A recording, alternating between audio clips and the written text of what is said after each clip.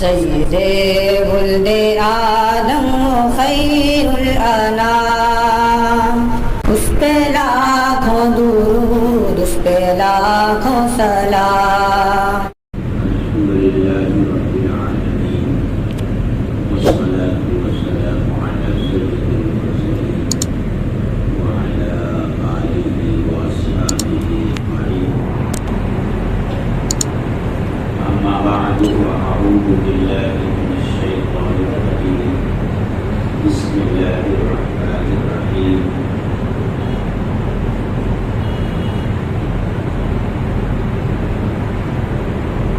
وَإِن تَصْبِرُوا وَتَتَّقُوا لَا يَضُرُّكُمْ كَيْدُهُمْ شَيْئًا إِنَّ اللَّهَ بِمَا يَعْمَلُونَ مُحِيطٌ۔ صدق اللہ العظیم۔ محترم بزرگوں اور دوستوں، قرآن کریم ہم ایمان والوں کے لیے دستور زندگی بن کر نازل ہوا، اور اس کے ساتھ ساتھ حضرت محمد رسول اللہ صلی اللہ علیہ وسلم کی نبوت اور رسالت کا ایک زندہ معجزہ بھی۔ قرآن کریم کو نازل ہوئے 14 صدیاں گزر چکی، لیکن آج بھی اس کی تازگی برقرار ہے۔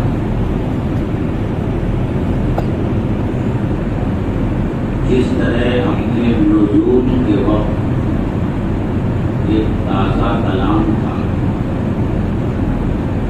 اسی طرح آج بھی اس کی تازگی باقی ہے، اور قیامت تک باقی رہے گی۔ قرآن کریم کا یہ اعجاز ہے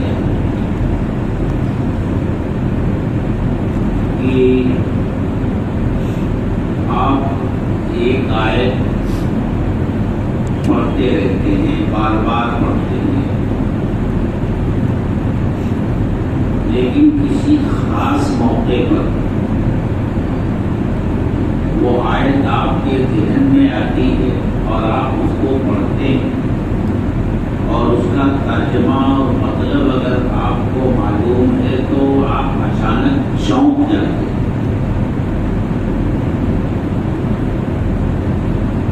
اور آپ کو ایسا محسوس ہوتا ہے، پڑھنے والے کو ایسا محسوس ہوتا ہے کہ آج سے پہلے گویا یہ آیت اس نے پڑھی ہی نہیں۔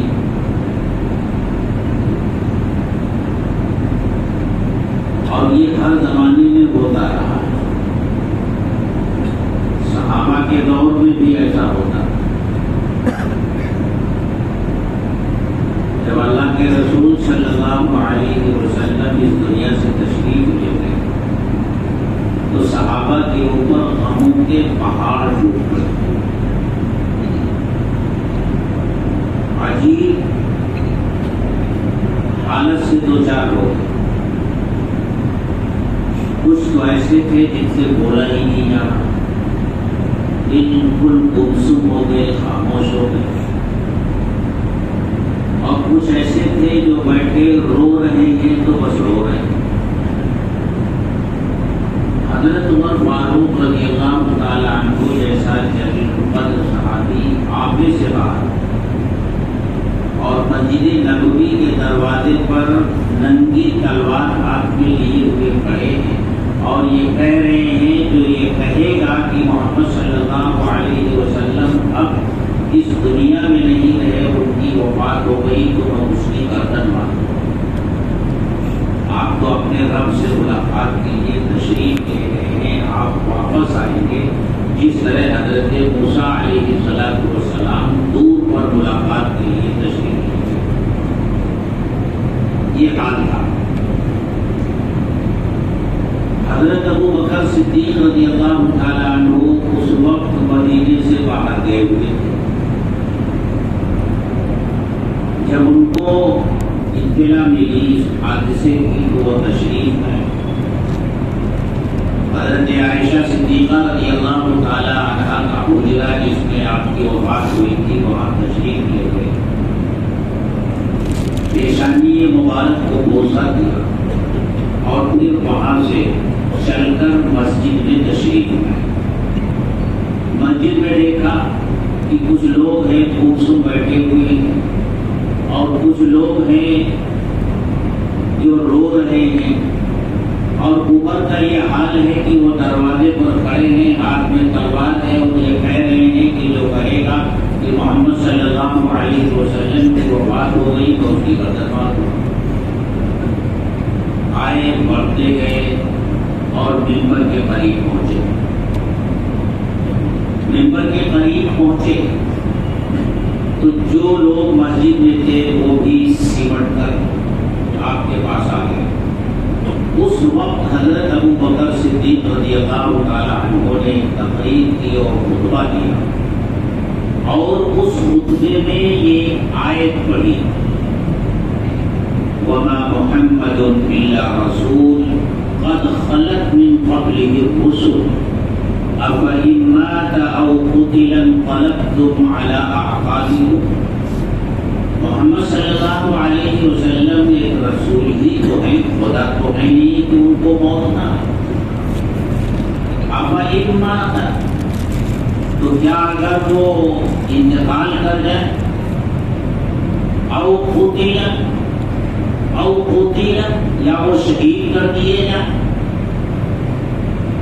تو کیا تم الٹے پیر واپس اٹھ جاؤ گے؟ یہ آیت تلاوت فرمائی اور اس کے بعد اعلان فرمایا کہ اے لوگوں سن لو، تم میں سے جو حضرت محمد صلی اللہ علیہ وسلم کی عبادت کرتا تھا تو وہ سن لے، فَإِنَّهُ قَدْ مَاتَ، ان کا انتقال ہو گیا۔ اور جو اللہ کی عبادت کرتا تھا تو وہ سن لے، فَإِنَّهُ حَيٌّ لَا يَمُوتُ، اللہ زندہ ہے، اسے کبھی موت نہیں۔ یہ سننا تھا کہ سناٹا چھا گیا۔ حضرت عمر فاروق رضی اللہ تعالی عنہ بھی خاموش ہو گئے، بعد میں فرمایا کرتے تھے کہ حضرت ابو بکر صدیق رضی اللہ تعالی عنہ نے جب یہ آیت پڑھی، حالانکہ آیت مجھ کو یاد تھی، لیکن جب انہوں نے یہ پڑھی تو مجھ کو یہ محسوس ہوا کہ یہ آیت تو ابھی نازل ہو رہی ہے۔ سارے حقائق سے اس نے پردہ اٹھا دیا۔ تو ایسا صحابہ کے ساتھ بھی ہوتا رہا ہے اور اس امت کے علماء کے ساتھ، مفسرین کے ساتھ اور محدثین کے ساتھ بھی سب ہوتا رہا ہے۔ تو میں نے سوچا کیوں نہ آج جو دنیا کے حالات ہیں، خاص طور سے ہمارے ملک کے جو حالات ہیں، ان حالات میں ہمیں قرآن کریم کیا ہدایت دیتا ہے، قرآن کریم کیا راستہ بتاتا ہے؟ کیا قرآن کریم کی کچھ آیات ایسی ہیں جن کے بارے میں ہم یقین سے یہ کہہ سکتے ہیں کہ وہ انہی جیسے حالات میں ہماری رہنمائی کے لیے نازل ہوئی ہیں، ہمیں راستہ بتانے کے لیے نازل ہوئی ہے؟ یقیناً ہے۔ اور یہ تو مسئلہ پوری ملت کا ہے۔ علماء نے یہ لکھا ہے کہ اگر کوئی آدمی اپنے حالات کو، اپنے دینی اور اسلامی حالات کو سامنے رکھ کر کے قرآن کا مطالعہ کرے اور اپنے آپ کو قرآن میں دیکھنا چاہے کہ میرے بارے میں قرآن کیا کہتا ہے، تنہا میرے بارے میں قرآن کیا کہتا ہے، تو قرآن سے اس کو رہنمائی مل جائے گی۔ اور اس سلسلے میں وہ قرآن کی ایک آیت پڑھتے ہیں، لَقَدْ أَنزَلْنَا إِلَيْكُمْ كِتَابًا فِيهِ ذِكْرُكُمْ أَفَلَا تَعْقِلُونَ، ہم نے تمہارے اوپر ایک کتاب نازل کی ہے جس میں تمہارا تذکرہ ہے. کیا نہیں سمجھتے تو میرا بھی تذکرہ اس میں بھی، آپ کا بھی تذکرہ، ایک فرد کا تذکرہ ہے اگر وہ اپنے حالات کو سامنے رکھ کر قرآن پڑھے. تو جب ایک فرد کا تذکرہ ہے، یہ تو پوری ملت کا مسئلہ ہے، پوری دنیا میں حالات ہیں، ہمارے ملک میں حالات ہیں، اور یہ حالات دن بدن بگاڑ کی طرف بڑھ رہے ہیں، خطرات بڑھ رہے ہیں، اندیشے ہیں کہ کیا ہوگا، حالات کیا رخ اختیار کریں گے. تو اب آئیے قرآن کو اس سلسلے میں پڑھتے ہیں اور دیکھتے ہیں، اور چند آیتیں اس کی پڑھ کر دیکھتے ہیں کہ قرآن کیا کہتا ہے. اللہ تعالیٰ قرآن میں ارشاد فرماتے ہیں، اس کے اولین مخاطب تو صحابہ کرام ہیں، لیکن آپ جانتے ہیں کہ قرآن صرف صحابہ کے لیے نازل نہیں ہوا تھا، قیامت تک آنے والے انسانوں کے لیے نازل ہوا ہے. جو بات صحابہ سے کہی جا رہی ہے وہ ان کے واسطے سے پوری امت سے کہی جا رہی ہے. قرآن کہتا ہے لَتُبْلَغُنَّ فِي أَمْوَالِكُمْ وَأَنفُسِكُمْ، تم ضرور بالضرور آزمائے جاؤ گے، اپنے مالوں کے بارے میں بھی اور اپنی جانوں کے بارے میں. مالی آزمائشیں بھی آئیں گی، جانی آزمائشیں بھی آئیں گی، مال کا بھی نقصان ہوگا، جان کا بھی نقصان ہوگا. اور اس کے ساتھ ساتھ وَلَتَسْمَعُنَّ مِنَ الَّذِينَ أُوتُوا الْكِتَابَ مِنْ قَبْلِكُمْ وَمِنَ الَّذِينَ أَشْرَكُوا أَذًى كَثِيرًا، اور تم ضرور سنو گے اہل کتاب سے، یعنی یہود و نصارہ سے اور مشرکین سے بہت سی تکلیف دہ باتیں تمہارے بارے میں، تمہارے دین کے بارے میں، اللہ کی طرف سے آنے والی کتاب کے بارے میں، تمہارے رسول کے بارے میں، تمہارے عقیدے کے بارے میں، تمہارے خدا اور تمہارے پروردگار کے بارے میں. ان یہودیوں سے، نصارہ سے اور مشرکین سے بہت سی تکلیف دینے والی باتیں سنو گے. اب غور کیجیے قرآن کی ہدایت پر. قرآن کہہ رہا ہے کہ جانی نقصان بھی ہوگا، مالی نقصان بھی ہوگا، اور طرح طرح کی بکواس بھی تمہیں سننی پڑے گی. آج دیکھ لیجیے پوری دنیا میں کیا یہی نقشہ نہیں؟ جانی نقصان بھی پہنچایا جا رہا ہے، مالی نقصان بھی پہنچایا جا رہا ہے، اور جس کے منہ میں جو آ رہا ہے وہ بک رہا ہے.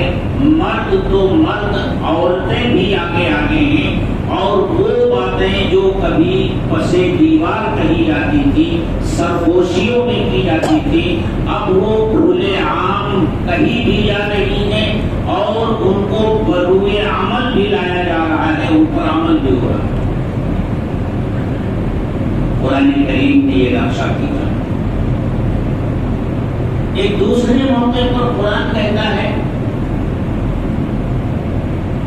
پچھلی امتوں کا تذکرہ کرتا ہے کہ اگر تمہارے ساتھ یہ ہو رہا ہے تو پیچھے بھی ہو چکا ہے.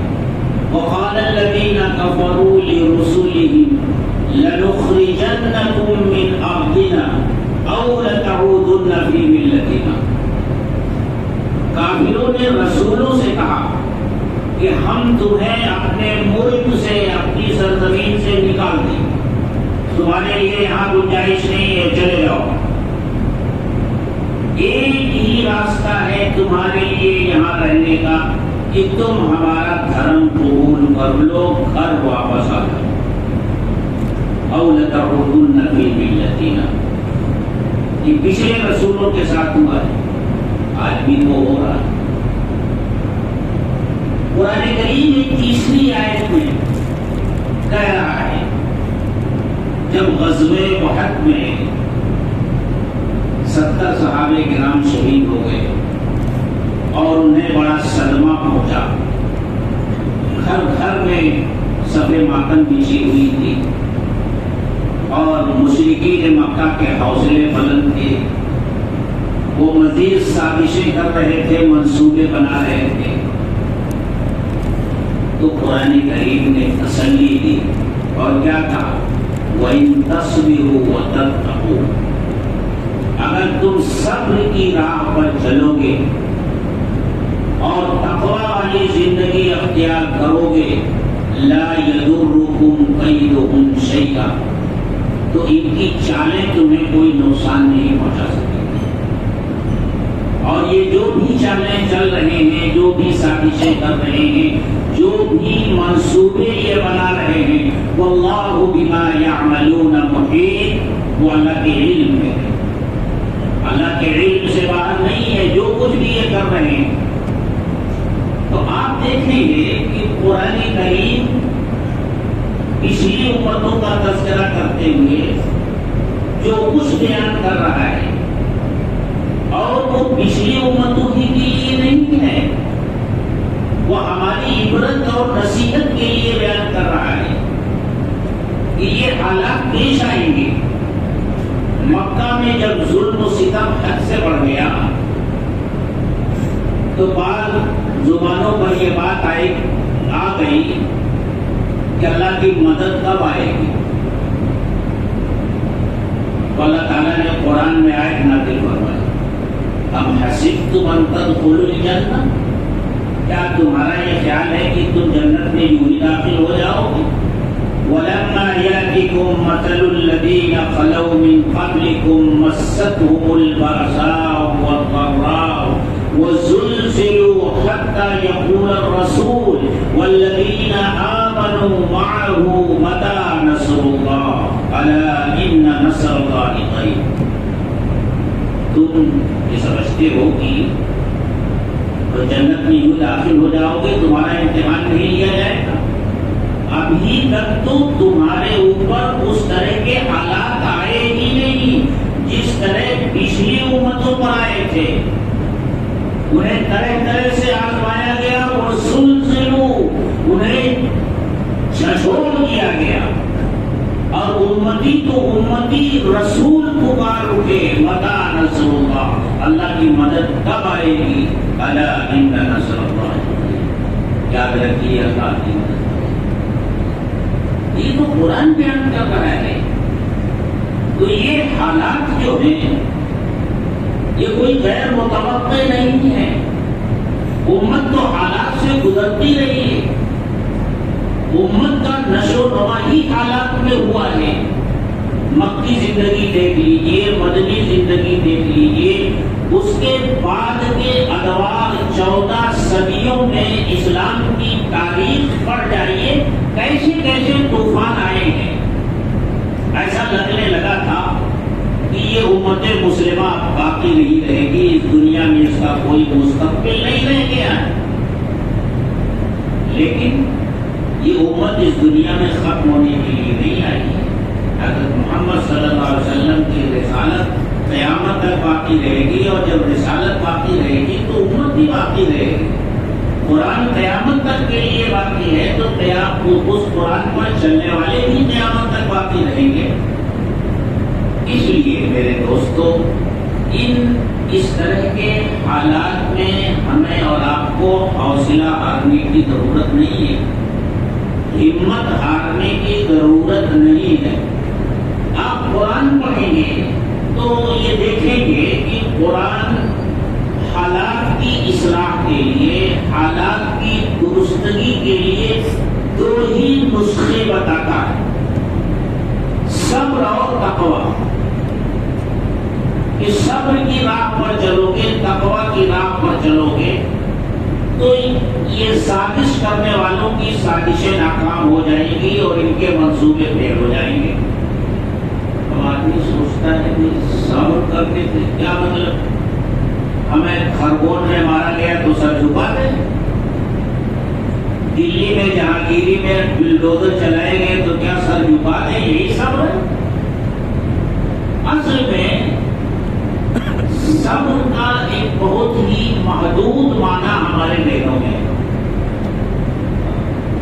وہ یہ کہ اگر کوئی مصیبت آ جائے تو اس وقت چیخ و پکار نہ کرو، جزا فضا مت کرو، خاموش رہو اور یہ سمجھو کہ اللہ کی طرف سے ہے۔ یہ سب یقیناً یہ بھی صبر کی ایک شکل ہے، لیکن صبر کا معنی بہت وسیع ہے اور ہر میدان کا صبر الگ الگ ہے۔ نماز میں صبر ہے، زکات میں صبر ہے، روزے میں صبر ہے، حج میں صبر ہے، عبادتوں میں صبر ہے، معاملات میں صبر ہے، گناہوں کی دنیا میں آئیے تو وہاں بھی صبر ہے۔ صبر کے معنی ہوتے ہیں جم جانا، ثابت قدم رہنا۔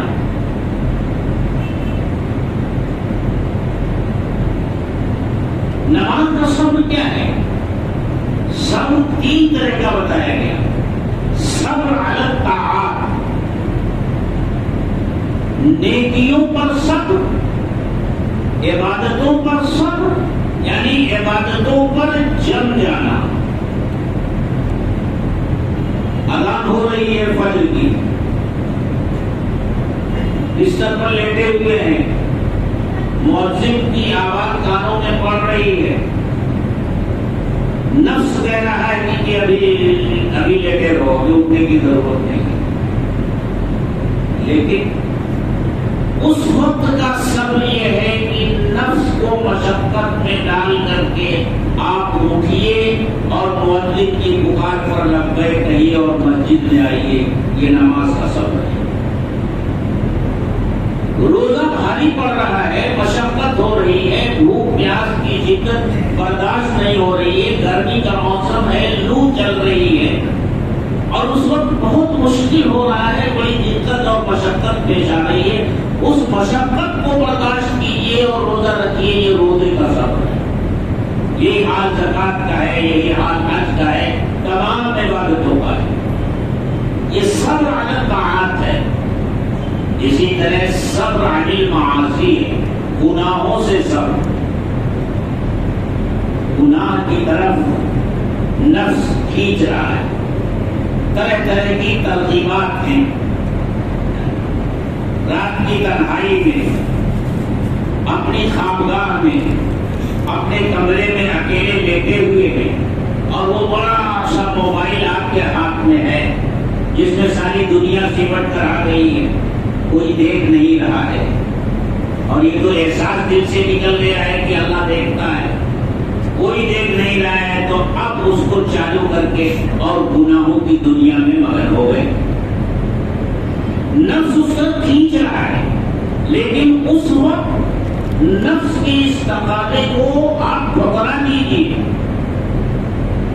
یہ ذہن میں لائیے کہ کوئی نہ دیکھے، نہ دیکھ رہا ہو، اللہ تو دیکھ رہا ہو، تو یہ گناہ سے صبر ہے۔ اس طرح جب گناہوں کی طرف نفس کھینچ کر لے جا رہا ہو، شیطان لے جا رہا ہو، تو گناہوں سے بچنے کی جو کوشش اور محنت آپ کریں گے وہ بھی صبر ہے۔ آپ دشمن سے مقابلہ کر رہے ہیں، آپ کے ساتھ جتنے لوگ کھڑے ہوئے ہیں وہ پیٹ پھیر کر بھاگ گئے، لیکن آپ جمے ہیں۔ یہ جہاد کا صبر ہے۔ تو آپ یوں کہہ لیجیے، جب اللہ تعالیٰ کہتا ہے فَاصْبِرُوا، صبر کرو، تو صبر کا مطلب یہ ہے دین پر جم جاؤ، دین کو مضبوطی سے پکڑ لو، وَتَتَّقُوا، اور اللہ سے ڈرو، تقویٰ کی راہ پر چلو۔ اگر ایسا کر لو گے تو دنیا کی کوئی طاقت تمہارا کچھ بھی بگاڑ نہیں کرتی، کیونکہ اللہ نے جب یہ ایمان والا دین پر چلتا ہے، دین پر عمل کرتا ہے، تو اللہ اسے ایک ہیبت عطا کرتے ہیں، ایک رعب عطا کرتے ہیں، اور وہ رعب مخالفین پر پڑتا ہے اور وہ ہمت نہیں کرتے کچھ کرنے کی۔ اور دراصل یہ رعب اور یہ ہیبت اللہ نے عطا کی ہے اپنے نبی حضرت محمد رسول اللہ صلی اللہ علیہ وسلم کو۔ آپ نے ایک موقع پر ارشاد فرمایا کہ مجھے کچھ چیزیں ایسی عطا کی گئی ہیں جو پچھلے نبیوں کو نہیں ملی۔ ان میں سے ایک چیز ہے نصرت بالرعب، میری مدد کی گئی ہے رعب کے ذریعے۔ دوسری روایت میں آتا ہے کہ آپ نے فرمایا کہ 1 مہینے کی مسافت سے مجھے رعب عطا کیا گیا ہے، یعنی آنے والا آ رہا ہے اور ابھی اس کی مسافت 1 مہینہ باقی ہے، 1 مہینے کی مسافت کی دوری پر ہے۔ اللہ کے رسول صلی اللہ علیہ وسلم کا رعب وہی سے پڑھنا شروع ہو جاتا، مرعوب ہو جاتا تھا۔ وہ اس واقعے میں آپ نے پڑھا ہے کہ جب کسریٰ کو آپ نے خط لکھا تھا تو اس نے یمن کے گورنر کو یہ کہا تھا کہ 2 آدمی بھیج کر کے اور گرفتار کر کے میرے پاس بھیج دو۔ وہ دونوں جب آئے تھر تھر کانپ رہے تھے، ان کا بدن ان کے قابو میں نہیں تھا، یہ روغ نبوت تھا، اسی کا حصہ اس امت کو ملا ہے۔ امت دین پر جمتی ہے تو اس کا روغ پڑتا ہے، اور جب دین سے ہٹتی ہے تو بے وزن ہو جاتی ہے، اس کا کوئی روغ نہیں رہتا لوگوں کے دلوں میں۔ آپ نے پڑھا ہے کہ جب کسریٰ کے اوپر حملہ کیا اور دریا میں گھوڑے ڈالے تھے تو فوج کیا کہہ کر کے بھاگی تھی؟ ارے بھاگو، دیوا آمدن، یہ کیسی مخلوق ہے چلی آئی، یہ کہہ کر کے بھاگ گئے تھے۔ اور اس سلسلے میں اللہ کے رسول صلی اللہ علیہ وسلم کی ایک حدیث ہے، اس حدیث میں بھی اس وقت جو دنیا میں حالات ہیں پورا نقشہ کھینچا گیا۔ اللہ کے رسول صلی اللہ علیہ وسلم نے ارشاد فرمایا یوشک الامم ان تداعى علیکم کما تداعى الآکلۃ الی قصعتها، ان قریب ایک زمانہ ایسا آئے گا کہ قومیں تمہارے اوپر اس طرح ٹوٹ پڑے گی جس طرح دسترخوان لگا ہوا ہو اور وہاں کچھ لوگ بیٹھے کھانا کھا رہے ہوں اور وہ دوسروں کو بلا رہے ہوں کہ آؤ تم بھی اس میں شریک ہو جاؤ، کھانے میں یہ ساری چیزیں ہیں، ہم کھا رہے ہیں تم بھی کھا لو۔ تو اس دسترخوان میں سجے ہوئے کھانے کی مانند یہ امت ہو جائے گی جس کو کھانے کا حوصلہ دنیا کی ہر قوم میں پیدا ہو جائے گا، اور وہ ایک دوسرے کو دعوت دے کر بلائیں گے آؤ آؤ ہمارے ساتھ شریک ہو جاؤ۔ سوال کرنے والے نے کہا وَمِن قِلَّةٍ نَحْنُ يَوْمَئِذٍ، اے اللہ کے رسول کیا اس وقت ہماری تعداد کم ہوگی؟ آپ نے ارشاد فرمایا بل انتم یومئذ کثیر، اس وقت تم بہت بڑی تعداد میں ہوگی، اتنی بڑی تعداد میں کہ دنیا میں اس سے پہلے تم کبھی اتنی بڑی تعداد میں نہیں رہے ہوگے۔ آج یہی صورتحال ہے، اس وقت پوری دنیا میں مسلمان جتنی بڑی تعداد میں، اس سے پہلے اتنی بڑی تعداد میں کبھی نہیں تھے۔ لیکن کیا ہوگا؟ وَلَكِنَّكُمْ غُثَاءٌ كَغُثَاءِ السَّيْلِ، فرمایا سیلاب دیکھا ہے، جب سیلاب کا پانی آتا ہے تو اپنے ساتھ بہت سے کوڑا کرکٹ بھی بہا لاتا ہے کنارے پر، ان کا کوئی وزن نہیں ہوتا، وہ پانی پر بہتے ہیں ادھر سے ادھر ادھر سے ادھر، پانی کی لہریں جہاں جاتی ہیں اسے بہا کر لے جاتی ہیں۔ تمہارا حال بھی اسی طرح ہو جائے گا، بے وزن ہو جاؤ۔ آج جس بے وزنی کی شکار یہ امت ہے، ماضی میں کبھی بھی اتنی بے وزن نہیں ہوئی۔ جہاں اقلیت میں ہے وہاں تو ہے ہی بے وزن، جہاں اکثریت میں ہے ان کی اپنی حکومتیں ہیں، وہاں بھی برائے نام ان کی اپنی حکومت ہے، کہنے کو ان کی اپنی حکومت ہے، باقی فیصلے تو کہیں اور ہوتے ہیں جو ان کے اوپر لاتے جاتے ہیں اور اسی کے مطابق وہ کام کر رہے ہیں۔ آج کیا ہو رہا ہے عرب دنیا میں؟ عرب دنیا میں جو ہو رہا ہے وہ ہمارے سامنے ہے۔ تو آپ نے فرمایا اس طرح بے وزن، اور ایک بات اور کہی وَلَيَنزِعَنَّ اللَّهُ مِن صُدُورِ عَدُوِّكُمُ الْمَهَابَةَ مِنْكُمْ، اللہ تمہارے دشمنوں کے دلوں سے تمہارا روب نکال دے۔ اس کا مطلب یہ ہے کہ اس امت کا روب دشمن کے دلوں میں ہے، لیکن جب یہ حالات ہوں گے تو وہ روب اور دبدبا اللہ دشمن کے دلوں سے نکال دیں گے، اور تمہارا حال یہ ہو جائے گا کہ تمہارے اندر کمزوری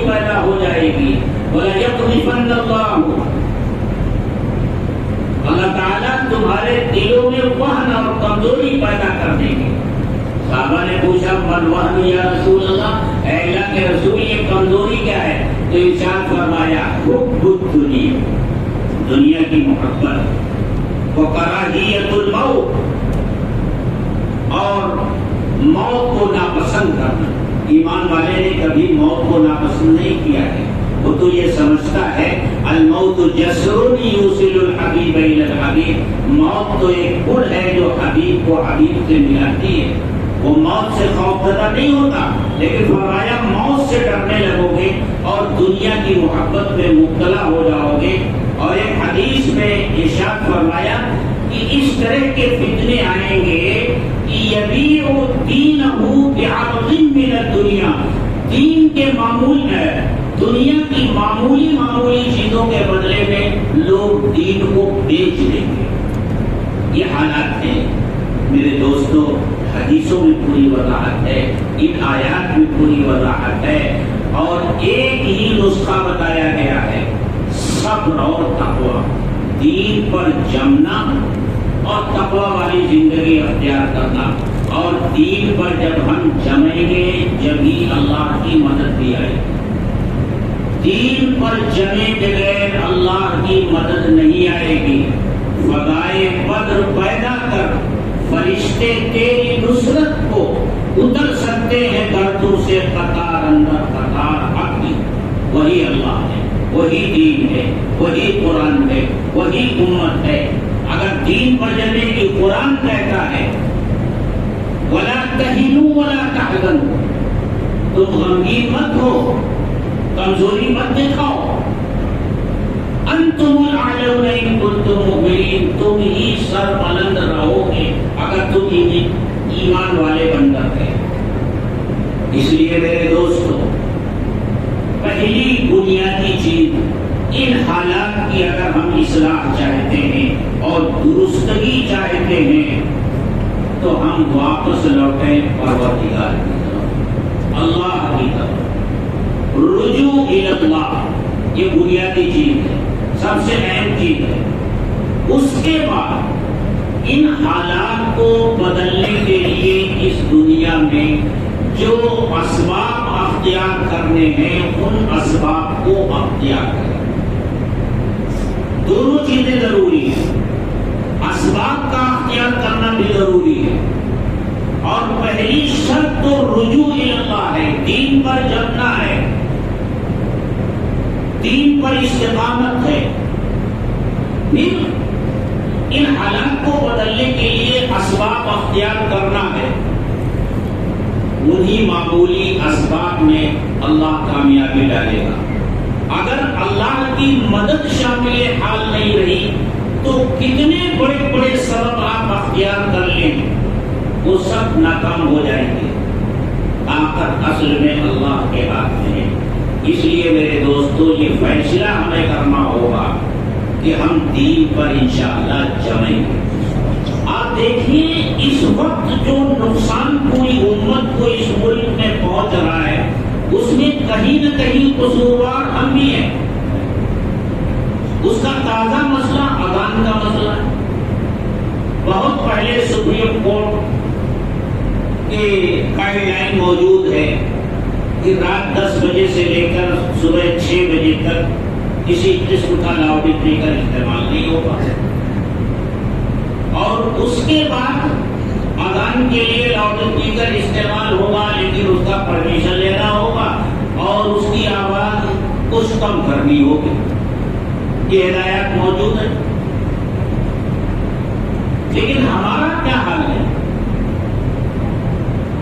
ہمیں اپنی کمزوری بھی دیکھنی ہے، اپنا بھی محاسبہ کرنا ہے۔ ایک مسجد میں 6 8 بڑے بڑے بھوگے لگے رہتے ہیں، اور وہ بڑا سا ایمپلیفائر جو اس وقت سب سے بڑا ہندوستان میں 700 یا 7000 واٹ کا ہوتا ہے وہ لگا ہوتا ہے۔ ہمارے یہاں 2 مشینیں اس اور فل والیوم میں فجر میں اذان ہوتی ہے۔ ہم میں سے سے کتنے لوگ گھروں سے اٹھ کر مسجد میں آتے ہیں؟ اذان کس کے لیے دی جاتی ہے؟ کتنے لوگ وہاں سے گھروں سے اٹھ کر آتے ہیں؟ یہ ہماری کمزوری ہے۔ مائک کا استعمال کیجیے، لیکن ہماری شریعت بھی یہ کہتی ہے کہ جتنی ضرورت ہے بس اتنا ہی اس کا استعمال، ضرورت سے زائد ہمارا استعمال جس سے کسی کو بھی تکلیف پہنچے اس سے ہمارے فقہاء نے، ہمارے علماء نے منع کیا ہے، لیکن ضرورت سے زائد استعمال ہو رہا ہے۔ اب اس کی کیا ضرورت ہے کہ تراویح کی نماز ہو رہی ہے اور وہ اذان والے مائک پر تراویح سنی جا رہی ہے، پورے شہر میں آواز اس کی گونج رہی ہے، تو ہمارا یہ سب عمل نقصان پہنچا رہا ہے، ہمیں احتیاط کرنی چاہیے۔ اب اگر گائیڈ لائن یہ آ رہی ہے کہ پرمیشن لو تو پرمیشن لیا جائے۔ ہم نے پچھلے کئی سالوں میں تو اپنے یہاں کے لیے پرمیشن لیا بھی ہے، پابندی کی جائے اس کی، ضرورت کے مطابق اس کا استعمال۔ اسی طرح حجاب کا مسئلہ آیا، طلاق کا مسئلہ آیا، داڑھی کا مسئلہ آیا، پتہ چلا کہ عدالتوں نے ہمیں ہی قصوروار ٹھہرا دیا۔ حجاب کے مسئلے میں کرناٹک کی ہائی کورٹ نے یہ فیصلہ دیا کہ مسلمانوں کے یہاں حجاب ضروری نہیں ہے۔ قرآن کی آیتیں پیش کی گئی، حدیثیں پیش کی گئی، لیکن کورٹ نے ایک طرف رکھ دیا اور کہا کہ حجاب مسلمانوں کے یہاں ضروری نہیں۔ اگر حجاب ضروری ہوتا تو مسلم خواتین ہر جگہ حجاب کی پابندی کرتی، اور وہ حجاب کی پابندی نہیں کرتی ہیں، اس کا مطلب یہ ہے کہ حجاب ان کے یہاں ضروری ہے۔ ایک فوجی کا مقدمہ داڑھی کے متعلق سپریم کورٹ تک گیا، وہاں نظیر پیش کی گئی کہ سکھ بھائی ہمارے داڑھی رکھتے ہیں، فوج میں ہیں، پولیس سروس میں ہیں، ان کا صدر جمہوریہ ہوتا ہے، ان کا وزیر اعظم ہوتا ہے، وہ جہاں رہتے ہیں وہ داڑھی کے اوپر کوئی پابندی نہیں، تو مسلمان کے اوپر کیوں پابندی؟ یہ ہمارے لیے واجب ہے۔ لیکن جج نے کیا فیصلہ کیا؟ مسلمانوں کے لیے داڑھی رکھنا ضروری نہیں ہے، اگر ضروری ہوتا تو ہر مسلمان داڑھی رکھتا جس طرح ہر سکھ داڑھی رکھتا۔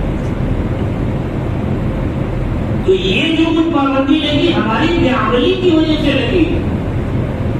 اگر آپ یہ فیصلہ کر لیں کہ ہمیں اپنی مذہبی شناخت کے ساتھ اس ملک میں رہنا ہے تو صرف جلسے جلوس کرنے سے آپ کی شناخت محفوظ نہیں رہے گی۔ کس نے روکا ہے آپ کو اپنی شناخت اختیار کرنے سے؟ کس نے روکا ہے آپ کو داڑھی رکھنے سے؟ آپ فیصلہ کر لیجیے کہ حرام میں ہم کو داڑھی رکھنی ہے، کون روک سکتا ہے؟ اس لیے میرے دوستو، اصل چیز اللہ کی طرف رجوع ہے، دین پر جمنا ہے، اور یہ فیصلہ ہم میں سے ہر شخص انفرادی طور سے کرے گا، اپنے بارے میں کرے گا۔ میں اپنے بارے میں کروں، آپ اپنے بارے میں کریں۔ اس طرح انشاءاللہ ایک مسئلہ حل ہو جائے گا۔ اس طرح کے طوفان تو اس امت پر آتے رہے ہیں اور گزرتے رہے ہیں، یہ امت ثابت قدم رہی ہے اور انشاءاللہ اس ملک میں بھی رہے گی۔ حوصلہ ہارنے کی ضرورت نہیں ہے۔ مقصد اس وقت یہی ہے کہ مسلمانوں کا حوصلہ توڑ دیا جائے، ان کی ہمتیں پست کر دی جائیں، اور جو کچھ ہم کہیں وہ سر جھکا کر ماننے کے لیے تیار ہو جائیں۔ یہی ان کا مقصد ہے۔ ہمیں حوصلہ نہیں ہارنا ہے، ہمت نہیں ہارنا ہے، اور اس ملک میں یہاں کے قانون کے مطابق ہمارے لیے جو سہولتیں ہیں اس کے مطابق ہمیں یہاں رہنا ہے اور کام کرنا ہے۔ اللہ تعالیٰ ہم سب کو اس پر عمل کی توفیق عطا فرمائے۔ وآخر دعوانا الحمدللہ۔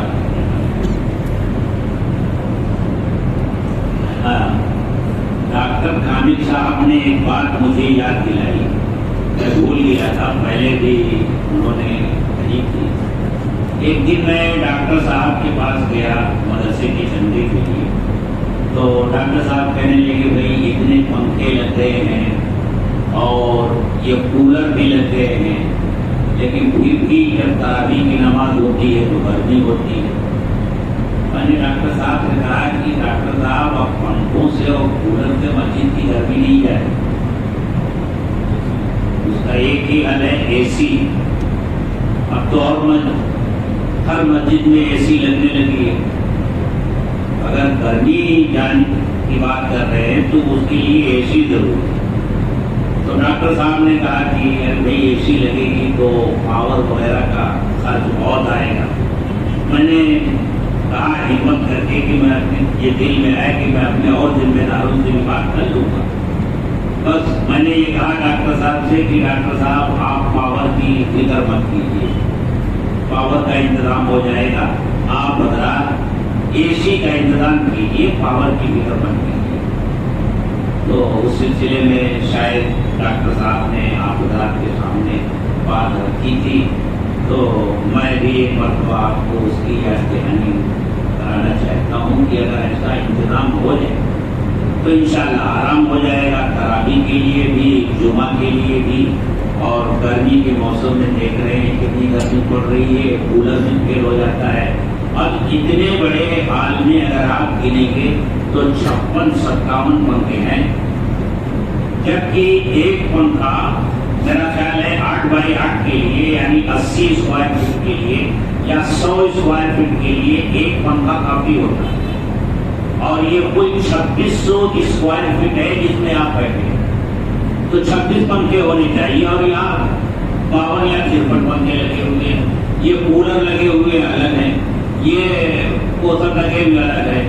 میں نے یہ اس لیے کہا تھا کہ میں جو سمجھتا ہوں آج کل جو اے سی آتا ہے ڈبل انورٹر والا، پاور کم خرچ ہوتی ہے۔ میرا اندازہ ہے کہ جتنا خرچ ان پنکھوں سے اور اس کولر سے ہو رہا ہے، اگر آپ 2 ٹن کے 12 اے سی اس میں لگاتے ہیں تو جتنا خرچ اس کا آ رہا ہے بجلی کا اتنا ہی خرچ ہے، اس سے زیادہ نہیں۔ اور میں نے ایک بات اور کہی تھی کہ بھائی ڈاکٹر حضرات آپ جہاں خوب آتے ہیں، تو اگر ڈاکٹر حضرات ہی کھڑے ہو جائیں، وہ کہتے بھائی ایک اے سی میں دیتا ہوں، ایک اے سی میں دیتا ہوں، تو ڈاکٹروں کے ذریعے ہی پورا ہو جائے گا۔ تو ڈاکٹر صاحب نے مجھے یاد دلایا کہ میں بھی آپ حضرات کو اس طرف ترتیب دوں اور یہ بات کہوں تو اچھا ہو جائے گا اگر ایسا ہو جاتا ہے۔ تو آپ حضرات کیا کہتے ہیں؟ انشاءاللہ دیکھیے یہ 2 ڈاکٹر ہی بول پڑے انشاءاللہ، اور بھی ڈاکٹر ہیں بھائی یہاں؟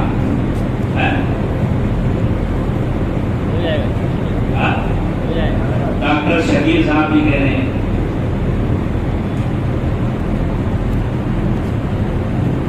چلیے اب شروعات ہو رہی ہے تو انشاءاللہ ہو جائے گی۔ ہاں دعا فرمائیں۔ الحمد للہ رب العالمین والصلاة والسلام على سید المرسلین وعلى آلہ واصحابہ اجمعین۔ ربنا ظلمنا انفسنا وإن لم تغفر لنا وترحمنا لنكونن من الخاسرين۔ ربنا لا تؤاخذنا إن نسينا أو أخطأنا، ربنا ولا تحمل علينا إصرا كما حملته على الذين من قبلنا، ربنا ولا تحملنا ما لا طاقة لنا به، واعف عنا واغفر لنا وارحمنا أنت مولانا فانصرنا على القوم الكافرين۔ لا إله إلا أنت سبحانك إني كنت من الظالمين۔ لا إله إلا الله الحليم الكريم، سبحان الله رب العرش العظيم۔ نسألك موجبات رحمتك وعزائم مغفرتك والغنيمة من كل بر والسلامة من كل إثم، لا تدع لنا ذنبا إلا غفرته، لا تدع لنا ذنبا إلا غفرته، لا تدع لنا ذنبا إلا غفرته، ولا هما إلا فرجته، ولا حاجة هي لك رضا إلا قضيتها، يا أرحم الراحمين، يا أكرم الأكرمين، يا ذا الجلال والإكرام۔ اے اللہ ہم سب تیرے گنہگار بندے ہیں، یا اللہ تیرے کمزور بندے ہیں، یا اللہ غفلت میں ڈوبے ہوئے ہیں، اے اللہ گناہوں میں مبتلا ہیں، یا اللہ گناہ کرتے رہے ہیں، یا اللہ دن کے اجالے میں بھی تیرے احکامات کو توڑا ہے، رات کی تاریکیوں میں چھپ چھپ کر بھی گناہ کیے ہیں، چھوٹے گناہ کیے ہیں، بڑے گناہ کیے ہیں، اے اللہ اپنے کیے ہوئے پر نادم ہیں، شرمندہ ہیں، پشیمان ہیں، تیرے سامنے ہاتھ پھیلائے ہوئے ہیں، گناہوں کی بخشش کی بھیک مانگ رہے ہیں، اے اللہ ہمیں یہ بھیک عطا فرما دیجیے، اے اللہ تو ہر وقت دعاؤں کو قبول کرتا ہے، تو کہتا ہے ادعونی استجب لکم، مجھے پکارو میں تمہاری سنوں گا، اے اللہ تو ہر وقت سنتا ہے،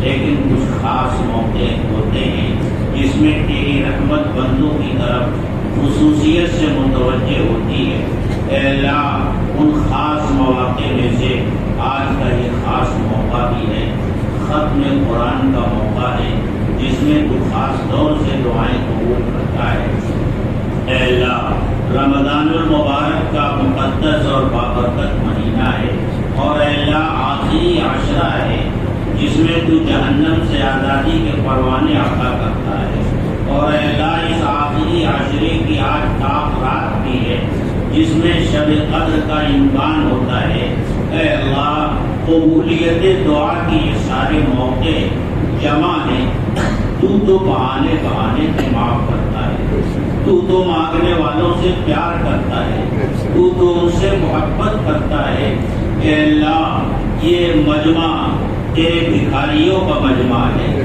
تیرے گداگروں کا مجمع ہے، یا اللہ تیرے در پر اپنی جھولیاں لے کر آیا ہے، یا اللہ اپنے ہاتھ پھیلائے ہوئے ہے، اپنے کیے پر نادم ہے، شرمندہ ہے، پشیمان ہے، یا اللہ در در کی ٹھوکریں کھا کر واپس آیا ہے، جب اسے کہیں پناہ نہیں ملی تب یہ تیرے دربار میں آیا ہے، اسے معلوم ہے کہ اگر تیرے در سے دھتکار دیا گیا تو پھر کوئی در اس کے لیے باقی نہیں ہے، اے اللہ ہماری پکار کو سن لے، ہماری فریاد کو سن لے، اے اللہ اس مجمع کو دے، بوڑھے بھی ہیں، جوان بھی ہیں، بچے بھی ہیں، سب ہاتھ پھیلائے ہوئے ہیں، اپنے بخشش کی بھیک مانگ رہے ہیں، اے معاف کرنے کو پسند فرمانے والے آقا ہم اپنے گناہوں کو معاف فرما دے، ہماری خطاؤں کو معاف فرما دے، درگزر فرما دے، اے اللہ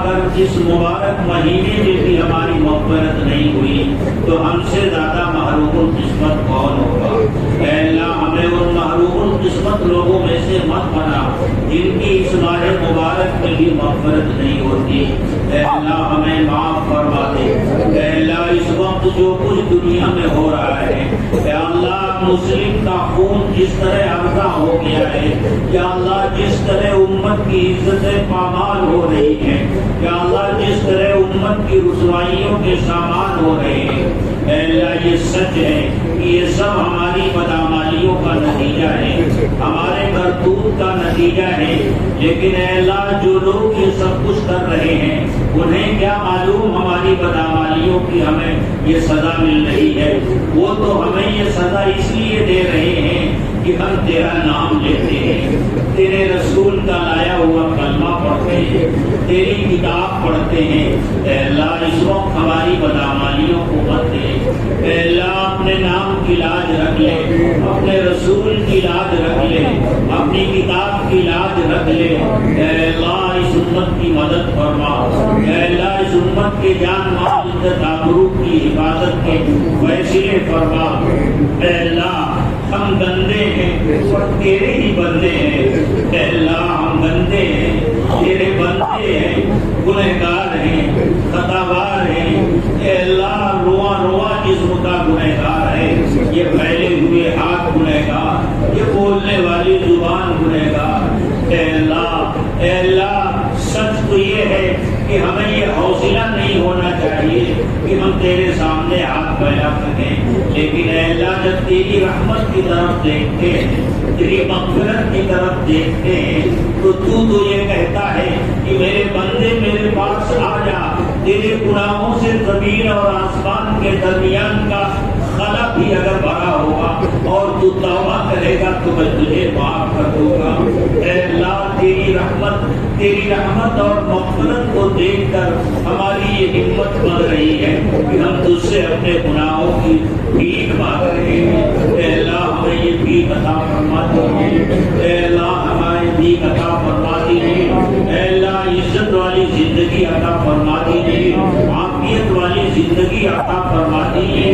اے اللہ جو یہ حالات ہیں اے اللہ ان کو جلد سے جلد ختم فرما دیجیے۔ اے اللہ جو لوگ اس حالات کو لانے والے ہیں اگر ان کے مقدر میں ہدایت ہے تو اے اللہ انہیں ہدایت دے دے، ورنہ اے اللہ ان کی جمعیت کو توڑ دے، ان کے شیرازے کو بکھیر دے، یا اللہ ان کی ہوا کو اکھاڑ دے۔ اللہم شدد شملہم ومزق جمعہم وخالف بین کلمتہم وامحو آثارہم واقطع دابرہم وانزل بہم بأسک الذی لا تردہ عن القوم المجرمین۔ اللہم اہلکہم کما اہلکت عادا وثمود۔ اللہم خذہم اخذ عزیز مقتدر۔ اے اللہ آج تراویح میں قرآن کریم ختم ہوا ہے، اے اللہ ہم میں سے جو لوگ اس تراویح کی نماز میں شریک رہے اے اللہ ان کی تراویح کو قبول فرما، جو کمی اور کوتاہی ہو گئی ہے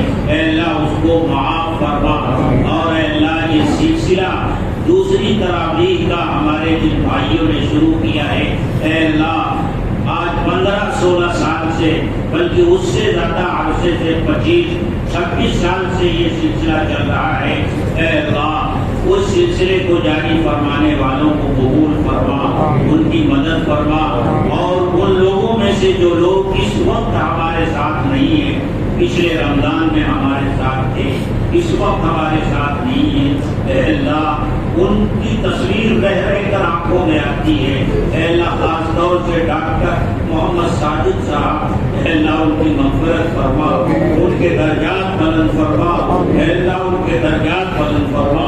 اے اللہ جو لوگ پچھلے رمضان میں ہمارے ساتھ شریک تھے اس رمضان میں وہ شریک نہیں ہیں، وہ تیرے حضور پہنچ گئے ہیں، اے اللہ اپنی شایع نشان ان کے ساتھ معاملہ فرما، کرم کا معاملہ فرما، مغفرت کا معاملہ فرما، عافیت کا معاملہ فرما، درگزر کا معاملہ فرما۔ اے اللہ ہم میں سے جن کے ماں باپ اس وقت دنیا میں زندہ ہیں ان کا سایہ عافیت کے ساتھ ہمارے گھروں پر تعدیر قائم رکھ، اور اے اللہ جن کے ماں باپ اس دنیا سے رخصت ہو گئے ہیں یا کوئی ایک چلا گیا ہے اے اللہ اس کی بار بار مغفرت فرما، ان کے درجات بلند فرما، اے اللہ جنت الفردوس میں ان کو داخلہ نصیب فرما۔ اے اللہ جن لوگوں نے ہم سے دعاؤں کے لیے کہا ہے، لکھا ہے یا ان کا ہم پر حق ہے اے اللہ تمام کے جائز دلی مقاصد پورے فرما۔ اے اللہ ہمیں جن مقروض ہیں ان کے قرضوں کی ادائیگی کے غیب سے سامان پیدا فرما۔ اے اللہ جو بیمار ہیں ان کو شفائے کاملہ عاجلہ دائمہ مستمرہ عطا فرما، روحانی شفا بھی عطا فرما، جسمانی شفا بھی عطا فرما۔ اے اللہ ہمیں مانگنا نہیں آتا، مانگنے کا ڈھنگ نہیں ہے، جو مانگنا چاہیے وہ نہیں مانگ پا رہے، اے اللہ تو ہماری ضرورتوں کو ہم سے زیادہ جانتا ہے، اے اللہ ہماری تمام جائز ضرورتوں کو پورا فرما دے، اے اللہ ہماری دعاؤں کو قبول فرما لے، اے اللہ جب تک اس دنیا میں زندہ رہے اسلام کے ساتھ زندہ رہے، اور اے اللہ جب خاتمہ ہو تو ایمان پر ہو۔